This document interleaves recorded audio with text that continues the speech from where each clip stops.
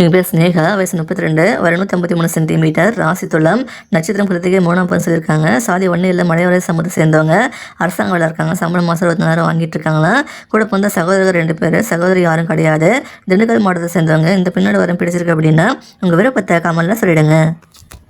எங்கள் பேர் ரேவதி, வயசு 26, வயது 156 சென்டிமீட்டர், ராசி கடகம், நட்சத்திரம் ஆயில்யம், சாதி 1 உடையார் சமூகத்தை சேர்ந்தவங்க, அரசாங்க வேலை இருக்காங்க. சம்பளம் மாதம் 68,000 வாங்கிட்டு இருக்காங்க.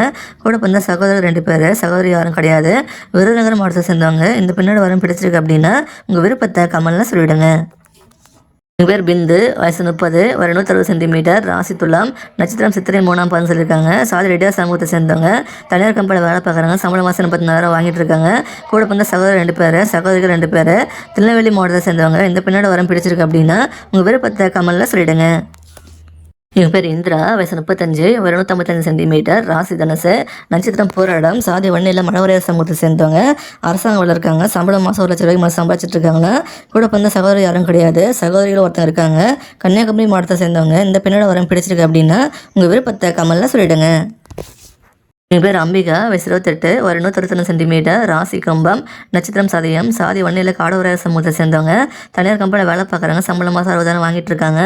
கூட பிறந்த சகோதரர் யாரும் கிடையாது. சகோதரிகள் 2 பேர், தேனி மாவட்டத்தை சேர்ந்தவங்க. இந்த பின்னாடி வரம் பிடிச்சிருக்கு அப்படின்னா உங்கள் விருப்பத்தை கமெண்ட்ல சொல்லிடுங்க.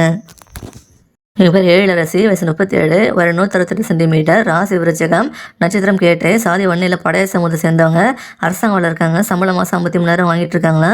கூட பிறந்த சகோதர ஒருத்தங்க இருக்காங்க. சகோதரி யாரும் கிடையாது. திருப்பூர் மாவட்டத்தை சேர்ந்தவங்க. இந்த பின்னாடி வரம் பிடிச்சிருக்கு அப்படின்னா உங்கள் விருப்பத்தை கமெண்ட்ல சொல்லிடுங்க.